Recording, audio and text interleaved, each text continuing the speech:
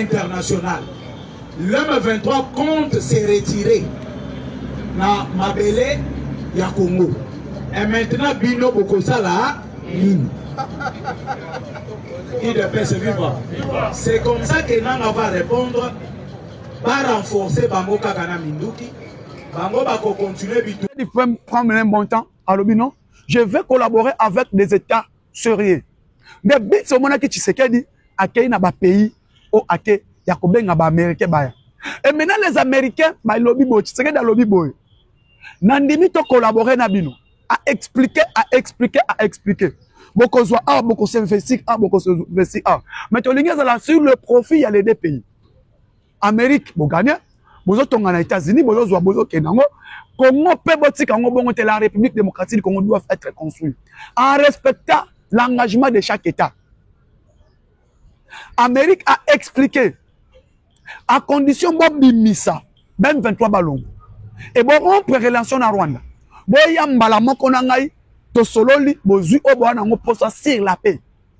Et intégrité territoriale, il y a Congo, ils à la respecter. C'est les conditions que Tshisekedi a donné aux Américains. Et les Américains, le bon, première condition, wana. Deuxième condition, raffiner minerai wana ezala na RDC. Et bima britité ezala raffiner na RDC. Et boko raffiner na RDC et permettre biso. Ba Congolais bazana bazwa misala, ba futa mapé bien. Et puis botonga tout autour.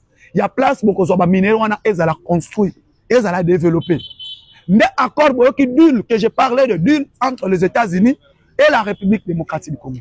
Et ce deal au profit du Congo et au profit des Américains. Mbalamoko, le président américain, a monyango balobi que non, place à bien yango. Boko sa na bino ni unité tout. Mais ba conseiller à Trump ba bisie. To wela na marché RDC parce que na marché RDC to za na biso na problème té avec la Russie. Mais ce qui total marché Ukraine, la Russie est là, tous ces pays là et qu'on crée les biso ba problème. Alors mieux vaut corréler Mbalamoko tozwa marché à RDC. Et ce marché à RDC ne bomoni les États-Unis d'Amérique, Mbalamoko Boulos. Boulos qui est arrivé, directement il parle avec le chef de l'État, directement il parle avec le président Kagame, il est allé parler avec le président Uhuru Kenyatta, il est allé parler avec le président Yoweri Museveni. Message à Boulos na Uganda ezani. Abisi Museveni, jeune na yo bozalaka na ngona Kagame na RDC esini. Soit que l'union précipité départ na yote. Bon retirer ba militaire na bino bana RDC. Oh non, ngana zana ba militaire te. Alors même ba militaire na yo obayaki na force régionale, na IPDF tout, accord bwana ngo, retirer bango. Akabisa William Ruto. Yo ozalaka pire Kagame. Pesa et conseil bobi misaba militaire na bino tout. Sikoyo alors tout autour les zones minières RDC Zali. Il y aura une force militaire américaine qui seront là. Donc même les Français au Bazana Glencore, bah ici bango les attendent de quitter. Bah Français qui est Glencore, ils ont un problème. Tel que Funguru même ils ont un problème il y a des Chinois. Parce que les Américains balingi va collaborer direct na Félix Tshisekedi. Et cette collaboration directe Amérique a une concurrence loyale avec la Chine. Amérique a une concurrence avec tel pays. Raison pour laquelle Bomoni. Maintenant, ce qui se passe, après Walikali centre, territoire de Walungu, chez Papa Vital Kamerhe vient d'être libéré. Territoire de Walungu et Outi Kozala libéré par les forces armées et les Wazalènes. Je vous ai dit, le militaire Oyonanga Azwaki, Oba Blokaki ba militaire Nabiso FRDC.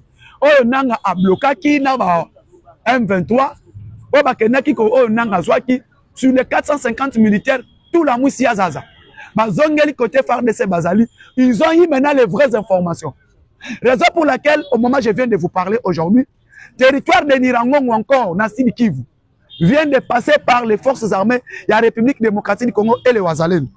Et territoire à Nirangongo c'est le plus petit territoire ya RDC.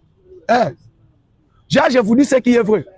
Parmi les territoires, il y a 645 territoires. Le plus petit territoire, il y a RDC, c'est le territoire à Nirango. Il y a Mibale, les cités stratégiques, il y a minéré. Il y a cité, il y a minéré stratégique et belé dans le Congo. Oezana Walungu, c'était là, lobby na 14h. Le FARDC ba occupa ki yango. Donc, et c'est on a zanango pour na pesa bino actualité à l'élo, bande konangai, armée na biso et sali musala. Parce que, après qu'on libère Walikali, le plus grand territoire du Congo, c'est le territoire à Walikali. Après qu'on libère le territoire à Walikali, après qu'on libère le territoire à Walungu, au moment où je vous parle, l'armée congolaise au niveau du Nord Kivu travaille pour libérer maintenant le territoire de Lubero. Territoire à Lubero. Totiki Nord Kivu pour le moment. On s'occupe maintenant avec le territoire. Le territoire, tu as récupéré tous ces territoires. Maintenant, nous allons maintenant attaquer directement la ville de Goma. La ville de Goma, tu peux attaquer Malamoko parce que après récupérer Nirangongo, tu récupérer le territoire à Nirangongo. Et quand on a maintenant, on coupe la route de ravitaillement parce que Nanga et Kagame sont bloqués sur le niveau de ravitaillement. Niveau de ravitaillement, baza bloqué. Baza ko zoa ravitaillement sous-souté. Ravitaillement na bango est bloqué. Mais au moni, couper bango route, il y a ravitaillement côté Walikal. Tu bloqué bango na route, il y a ravitaillement. Côté Sinikiv, tu bloqué bango, tu coupé route, il y a ravitaillement. Maintenant, ce qui reste, c'est maintenant d'attaquer directement la ville de Goma et la ville de Bukavu. Calais, tu as libéré le territoire à Calais. Maintenant, tu as récupéré le territoire. Il y a Minemwe, maintenant on part pour libérer le territoire, il y a Calais. C'est là où maintenant je vous dis que Bande Konangaï, Congolais, tu soutenir Mokonzamboka, tu soutenir l'armée. Et là, on a séparé dans les années. Depuis que chef de l'État, na gouvernement, ma outil qu'on double salaire à la militaire, ma outil qu'on double la solde na bango, l'armée a commis une pression moko ya makasi.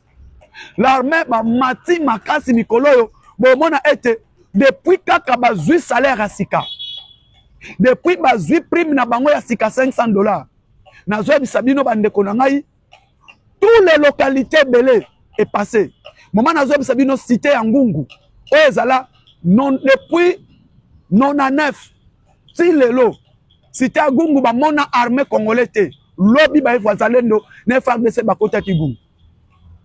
Mais au moni avec les messages donnés par président, par l'envoyé spécial, il y a président américain avec stratégie au gouvernement nabiso a en place. Vous allez comprendre que non l'armée nabiso bazo ko avancer sur le terrain. Et terrain nabiso et comme kozala quand même nettoyer parce que moi je me demandais qu'est-ce qui va se passer après départ. Il y a Mathias Boulos, il y a Massad Boulos. Et moment na bisibino et génocide au sale marana Rwanda. On va commémorer chaque année. Moment tozana bino génocide et Katani. Parce que et c'est là qui finançait 200 millions et bana kouta na Nations Unies. 150 millions bana kouta na Union européenne. Ba millions belé bana kouta na États-Unis d'Amérique qui doit bachaki ba mbongo belé ba financaka makamotali génocide du Rwanda ya 800 000 personnes. Mais c'est la toute première fois Kagame a célébré génocide avec un seul président invité. Kagame a célébré génocide ya Rwanda, ya Batuti avec un seul président invité. Ba invitation n'y soit pas si mutu à répondre ezaka président moko ya Togo. Ya Togo, Fort Yassine. Yé mutu a ko répondre présent. Na ba invité à Bengi président français a été, ba président nyonso ba yete. Ba ebi c'est clair, génocide wana eleka depuis 94. Alors faut ko bossa nango. Comment yo eloko eleka depuis 94 olela ngo mbongo. Et kama cop na ye ya kolela mbongo ya mamba génocide ya Rwanda. Et génocide wana moment na zo bisabino ekatani. Mbongo nango banobi man États-Unis akati. Oya banozo na Union européenne akati. Mais au moni Kagame plaire. Et il a dit clair, il est prêt à retirer ma troupe naïe. Condition va ça qui a retiré ma troupe naïe. Maintenant, ils doivent retirer toutes ces troupes dans la sol congolaise. Message m'appelle si. Et à se retrouver génocide rwandais. Oya kosaka 800 000 Tutsi bakoufa. Vous avez massacré des Hutus. Alors, fini, il y a rémunération, il y a mongo génocide. Kagame a célébré un bon moni et ça a un impact actuellement. Pourquoi? Parce que Fachi a bloqué surtout. Le 12, deuxième semaine, il y a moins de mains, le président Tshisekedi sera aux États-Unis. Le président sera aux États-Unis pour aller discuter un peu concernant la situation du Congo avec les Américains et finaliser la signature. Délégation aux États-Unis, il y a présence. Notre Kaikwamba, ministre des Affaires étrangères, ministre Yamine, ministre Commerce extérieur, ministre Finances, ministre Infrastructure, ministre Transport, qui seront là pour signer les accords avec les États-Unis d'Amérique. Et Déby y est arrivé. En même temps, il y a des militaires qui vont venir, le militaire Gold, Black American Force, Ezoya Koyana Est à République. Black of America Force, Ezoya ko remplacé, Yangomoni Bolos a déclaré tous les forces étrangères dans l'Est, Babima. Zone Union, surtout, on a tous les forces étrangères. Dans l'Est, ba libéré, ba militaire na bango. Pourquoi? Parce que l'Amérique vient. Bande konangai, Tolmani, catastrophe naturelle, et ça les mis à Villa Kinshasa. C'est catastrophe naturelle qui s'est fait à Villa Kinshasa. Batou Balobi, Bumba, Boyetou, consort, gouverneur ya ville. Bandeko, le gouverneur de la ville province de Kinshasa, Daniel Bumba, Azanzambete, catastrophe naturelle. Donc, inondation et salami naturelle. Dans la France, dans le Canada, dans les États-Unis, dans l'Australie, même les États-Unis, inondation et salima. Le gouverneur de la ville de Kinshasa, il est en train de travailler sur le plan Kinshasa et Zobunga. Daniel Bumba, financement, il y a ma route et Salem. Des engagements qui sont à niveau et Salem. To moni na Bokassa, to moni na Selembao, to moni na Chango, to moni ba chantier eza partout. Oyoyo, azoko sala misala. Ne vous trompez pas, Akuti Nyongo Makasi. Akuti Nyongo, ya Villa Kinshasa. Akuti ba Nyongo fo afuta, ba banque e boya ki na ba ko pese mosolo. Mais la situation a été décantée. Pour le moment, le chantier, ba chantier eza partout. Il y a des chantiers eza partout au sein était gouverneur de la ville, azoko sala misala ezoko mona. Sur Bokassa de l'école, sur Bokassa tomoni ndeko bazoko kira ba caniveau. Problème toza na ngozanini. Tous les caniveaux est bouché. Maintenant, il a commencé à tirer des caniveaux. Jakobongi sa chaussée, Kobongi sa chaussée eza enrobé. Daniel Bumba Lubaki, il est en train de travailler en azo sala émission. C'était pas ezala qui ont confondé awate, mais il a arrangé. Banzela azoko meka kokombola yango, mais tout ce temps gouvernement naie provincial naie depuis qu'il est là nanu bakoki c'est inanete. Alors laissons le temps autant comment il est en train de bétonner des routes qui étaient en état en dégradant, azoko bétonner yango. Mwana bobali ya batu Daniel Bumba azoko sala nyonso pour que banzela etongama, banzela ezonga ya malamu. Yami bale bande konanga yiba congolais. Parlons un peu de ministre de Finances na kombo Doudou Fwamba. Notre ministre de Finances Doudou Fwamba otozobenga na kombo le pakebo. Bomoni était na délégation au chef de l'État que nous amène aux États-Unis. Le ministre de Finances est là pour les orientations on va travailler na bango na États-Unis d'Amérique concernant finances publiques, concernant mambaba dépassement budgétaire, makambaba détournement, makambaba orientation mon solo l'État et côté na banque. Tomoni bravo na ministre de Finances a mobilisé les moyens pour que salaire y a militaire, soldat militaire et mat. Bravo na ministre de Finances a bouni na mobiliser mon solo oyoyo parce que tonga banzela partout na ville ya Kinshasa na balwala ba na ba province tomoni était misala ezoko salema financé par le gouvernement central. Ne omoni était bravo na ministre de Finances na ko financer nzela ya kananga Mbujimai misala pe ezongeli na yango parce que financement Doudou Fwamba a décaissé ba mbongo. Bravo na ministre de Finances oyoyo aboyi ba dépassement budgétaire à limiter yango o azu orientation ya ko bloquer makambo ba dépassement budgétaire ko bloquer makambo ba urgence sauf urgence o eza yarmé na ba catastrophe naturelle o exalema kuna de financement ezali kuna ba urgence mais tout qui est urgence ya ba frais de mission Doudou Fwamba akati yango. Et bravo na ministre de Finances le lo oyo a stabilisé monnaie le lo oyo tout le monde était réserve de change qui était de 3 milliards le lo a ramené yango à 12 milliards tout le monde était stabilité ya cadre macroéconomique ezali. Tout ceci nous devons encourager cet homme du pakebo Doudou Fwamba oyo tobenga Mupepe Yabana Kisangani, l'homme qui a été accueilli à Kisangani comme entré à Jésus-Christ à Jérusalem. Pourquoi? Par rapport à son travail et par rapport à ses compétences. De olobi tolobi ete moi na mboka Doudou Fwamba continuer à financer misala mboka, continuer na kozala derrière mokonzi mboka, vraiment to continuer à soutenir mboka na biso République démocratique du Congo et notre armée. To moni ete Doudou Fwamba pe oyo asa moko oyo atelemelaki akozwa susu be molima na yete.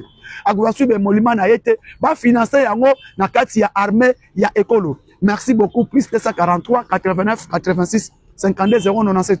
Plus 243 89 86 52 097. Tokutani mokolo ya lobi. Mbote na bino ba ino surtout bolandaka mwana mboka président Moustapha toyeko solola na bino sur la situation sécuritaire du pays, peut toko solola sur situation catastrophe naturelle au Esalemi na ville province ya Kinshasa, toko solola na bino awawa na kati ya ba chaîne na biso makambo eleki na est après rencontre entre le président Kagame et le président Rwanda génocidaire na Massas Boulos au Azali conseiller principal. Il y a Donald Trump après kokutana na bango na niveau Kigali toko solola awa na koyebisa bino nini expliquer na kati ya Kigali pe na ko solola na bino sur Boulos avec le président Ruto ya Kenya, toko solola awa sur Boulos avec le président Yoweri Kaguta Museveni ya Uganda, rencontre na bango. Et puis, il y a cochité dans la situation ya Congo, République démocratique du Congo. Merci beaucoup na baïnyo surtout bolandaka. Moi na mboka président Moustapha na pesi bino mbote boza ebele, bo s'abonner, bo partager, bo like mission na kati ya famille Moustapha News na GKM télévision. Na pesi mbote et pas ya oyo aza derrière les caméras, mais Congo congolais de père et de mère. Le caméraman par excellence, c'est Chaco le technicien. Na pesi mbote bisiko zwami, na pesi Eli kanza pe mbote derrière les caméras, boza ebele, bo continuer ko s'abonner bande ko na ngai bana ki mpese na Congo central, na pesi bino mbote ba ebolana ka président Moustapha na ville ya Boma, ville ya Matadi, Kasangulu, partout na pesi bino ba mbote bana Boma, pade bana Matadi tout la dikulu tala, na pesi bino ba mbote na bino batu nyonso surtout au bolingaka président Moustapha. Bande ko to bandi émission na biso na journée à lelo. Tout le monde a qui invité, envoyé spécial, le conseiller principal, il y a Donald Trump, au Ayaki Awa, Kolandela sur Bulle. Bulle, on a joué qui t'a un kolobele en banda ebele. Je pense que Nazaraki n'a vu la Kinshasa parmi le premier et deuxième Yakolobela sur Bulle américain. Ce qui, Tozalaki n'a 4 niveaux États-Unis, et Zalaki, Kulutu na ngai on a benga kana kombo ya Kalonji na pesi mbote alobela te anaka olobela ngo ya mibale H4 na ni le Congo etanumu benga azokita e ko expliquer ngo mais na Kinshasa awa na capitale si je suis pas le premier parmi les 2 premiers na ville à Kinshasa de parler sur deal américain yango na kolobela le deal là elingi kolobanini tolandi arrivé ya Massad Boulos. Alors, vous avez entendu parler de l'accord. L'accord entre les États-Unis de la République et la République démocratique du Congo. Cet accord sur les minéraux. Et les minéraux, c'est les minéraux stratégiques. Oyoyo, Congo a exploité, Congo a Zalakana yango. Et arrivé à Massas Boulos, à Wanaville à Kinshasa, et le bisi Batu Ebele. Plusieurs médias, Oyoyo, et Télémaki, et Bandaki Kolobela, sur les Rwandais.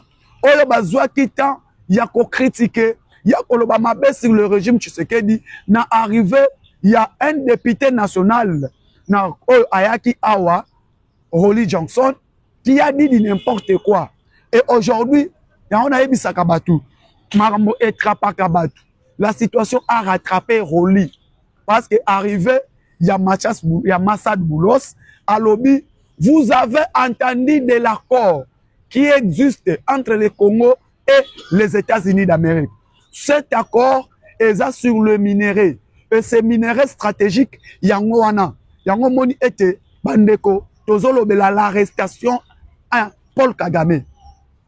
L'arrestation à Paul Kagame, tokolo bela yango awa, parce que Kagame s'entêtait. Kagame ba yebisaye clair et pas Félix Tshisekedi. Aye ba yango que ko risquer à souka. Adolf Hitler Asuka. Parce que Kagame s'en prend comme homme fort, comme Hitler ya Congo.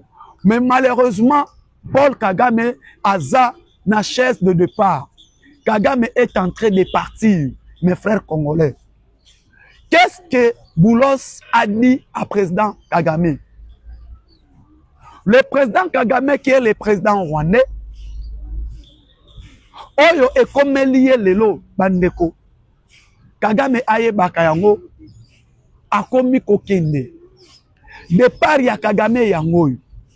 Parce que Boulos ayaki na message ya kopesa Tshisekedi, ayaki na message ya kopesa Kagame, ayaki na message ya kopesa Museveni, ayaki na message ya kopesa Ruto ya Kenya. Bakutani na Félix Tshisekedi, asengaki Félix Tshisekedi assainissement ya environnement. L'environnement doit être assaini. Les gens peuvent dire quel est cet environnement qui doit être assaini. L'environnement politique, non. L'environnement économique, non. L'environnement sur le plan, il y a lutte contre la corruption. C'est ça qui a été dit d'ul que vous avez entendu parler. Parce que l'accord sur les minéraux doivent être respectés. Les États-Unis d'Amérique ne veulent pas passer par un tel pays ou l'autre. Les États-Unis d'Amérique veulent collaborer direct avec Tshisekedi. Les États-Unis d'Amérique veulent collaborer direct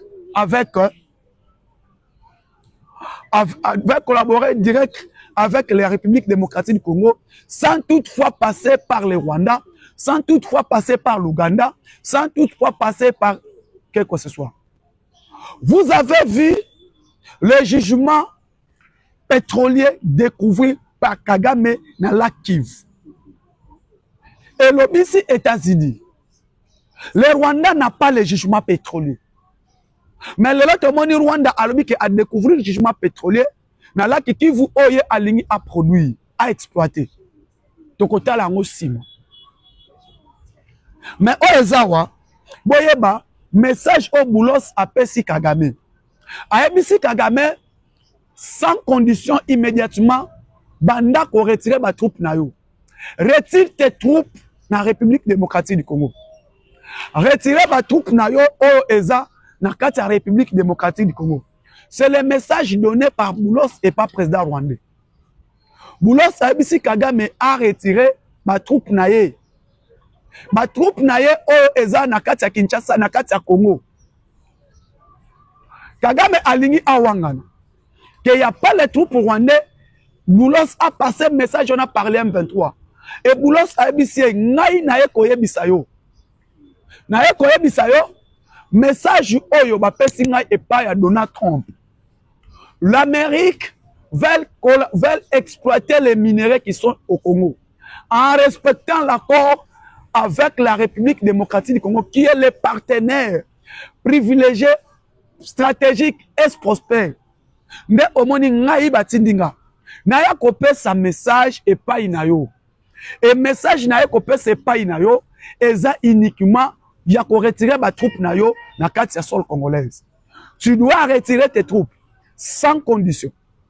Yami Balé, en respectant le feuille de route que tu as signé à Nairobi, le feuille de route que vous avez signé à Luanda. Bandeko, et Pessi Kagame Kouiti. Et Pessi Kagame Kouiti, Kagame ne savent pas quoi faire, quoi dire. Pourquoi Kagame se sent isolé? Kagame se sent abandonné par les Américains.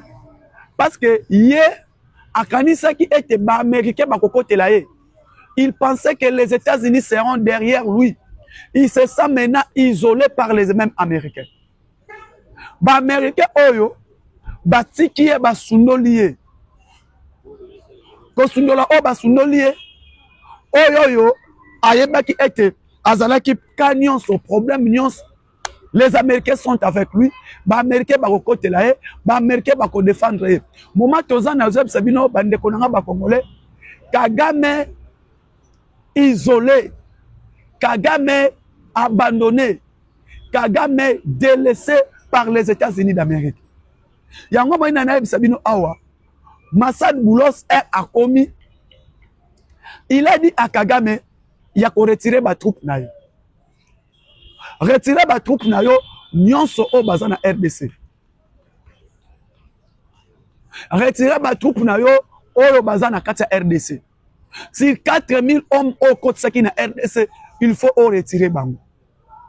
Kagame afandi alobi non. Il n'y a pas mes troupes dans la République démocratique du Congo. Boulot c'est retirer ba militaire na yo. Ba militaire na yo nyonso au côté ça na RDC. Trump a yebisi na yebisa yo azana posa ya komona ba militaire na yo te. Il faut retirer bango nyonso. O baza na Ituri, o baza na Nord Kivu, o baza na Sud Kivu. Tous les Rwandais, tous les militaires qui sont au Congo, retire-les. Après qu'on retire bango, qu'il n'y ait pas de conditions. Kagame, ayebisi Boulos, Boulos ayebisa ba M23 babima. Boulos ayebisi na koyebisa yo ba M23 te na ye koyebisa yo. C'est toi qui as fabriqué Nanga, c'est toi qui as fabriqué tous ces groupes armés. Alors, tu as le droit de retirer tes militaires. Kagame ayoki alongwe alobi naza na message mususu te. Je viens te donner ces messages. Ce qui au santété, ce qui va arriver. Oh koko melayo etali bisote. Nana e kwasire yo retirer ba troupe na yo. Avant ce que qu'on retire en côté, tu dois préparer ton départ. Ton départ c'est déjà prêt. Bandeko démission et continue au gouvernement rwandais. Na kati ya États-Unis, na kati ya gouvernement américain, le vice-ministre de la communication, le adjoint Yolande Makolo, vient de démissionner. Alors, côté Kuna, James Kabarebe est déjà sanctionné. Batunaye Ebele baza sanctionné. Baebisi Kagame clair. Tokoki ko s'entêter na États-Unis. Tokoki ko créer ni unité na États-Unis. Et ngambwa Chine c'est ça maintenant. Kolela. Parce que Chine a perdre. O azalaki nango. Le président Tshisekedi appelle ça qui confiance makasi na Chine. Le président Tshisekedi appelle ça qui confiance na Chine. Il y a qu'on revisiter le contrat Sikomi, il y a qu'on revoir l'accord na Chine. Et ces accords, il est en train de revoir avec les Chine, à revoir na Chine. Appelle ça qui je pense na ba chinois. La Chine qui devait nous aider, Chine to travailler na ye, mais Chine auto komi ko travailler na ye. Chine a komi ko sala biso gère kizengi. Chine a komi ko jouer na biso gère kizengi. Mais au moni président Félix Tshisekedi atali était non. Trump a côté to revoir deal auto zanango. Et deal auto zalaki nango na Donald Trump, deal auto zalaki nango na Amérique. Donald Trump a kendaki pour naye a visa ki mingi Ukraine. Par rapport à financement bachaki na Ukraine, par rapport mbongo aux États-Unis abimisaki on a maromba conflit ya Ukraine, abimisaki mbongo belé na guerre ya conflit Russie na Ukraine. Alors baki non, les 375 milliards Amérique investissaki na Ukraine, il faut azwa sur le plan minéraire. Malheureusement, les conseillers et président américain, Boyebi ba Elon Musk, baza ebele, Moulos, baza wane ebele, balobi non. Et ça na plein sorte ko kende. Otozonga Amérique na force na biso tozalaki nango, marché eza uniquement marché à RDC. Marché eza uniquement eza marché à RDC. Tozonga na RDC o bozalaki né déjà sur l'accord, il y a partenariat privilégié. Et RDC tokozwa yango sans conflit. À condition de négocier tout solo là dans la République démocratique du Congo. Parce que le président congolais, au Azawana, c'est quelqu'un qui est facile à collaborer, qui est tellement collaborateur. On peut collaborer avec lui, facilement. Message au Boulos à Elaki, président Akenela qui trompe. Et l'administration Trump va étudier. Ils ont appelé Tshisekedi Fachi Azwaki, contact Yabatunaye au Azana Bangwasir, à Tindaki na Maison Blanche. Baba na ko travailler sur élaboration ya accord. Partenariat ekozela na nini, na domaine nini, na domaine nini, na domaine nini. Parce que avant départ ya Biden, baba na ki déjà sur étude, ya accord ya lobito. Accord ya lobito et bana ki déjà na ba étude. Et le président Tshisekedi avec les Américains a pris ba engagement na ba condition na.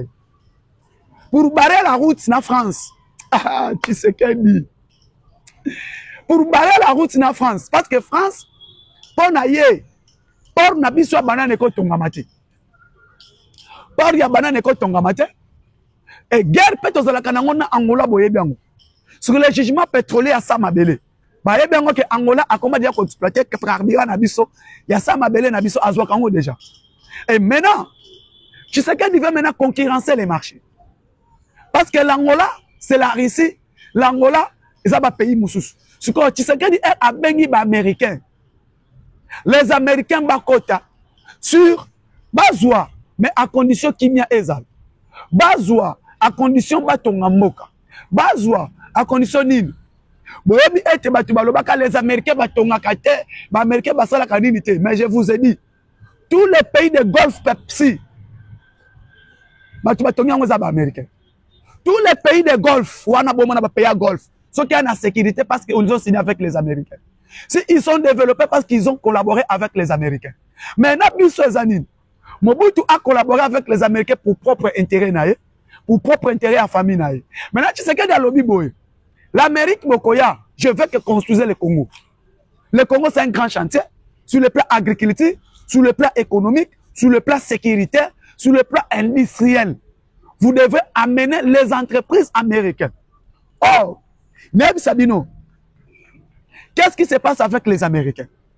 États-Unis, l'État américain a une entreprise moko.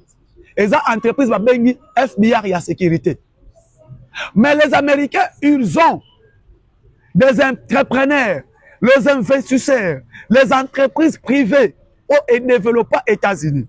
Maintenant, ces entreprises privées, les mêmes entreprises privées sont développées tout autour du pays de Golfe. Au pays de Golfe Pepsi, aux Arabes. Parce que quand il y a la sécurité, tu vas investir dans le canabino facile. Bon, moi, aux États-Unis, tu sais qu'il y a un contrat dans la Chine sur le plan de mine. Alors, c'est que Chine, c'est l'élément. Combattre Congo, pas question. Lithium, Congo, pas question. Telle marchandise, pas question. Ni, pas question. Pas question. Pas question. Pas question. Bon, ça la nini sous-souté.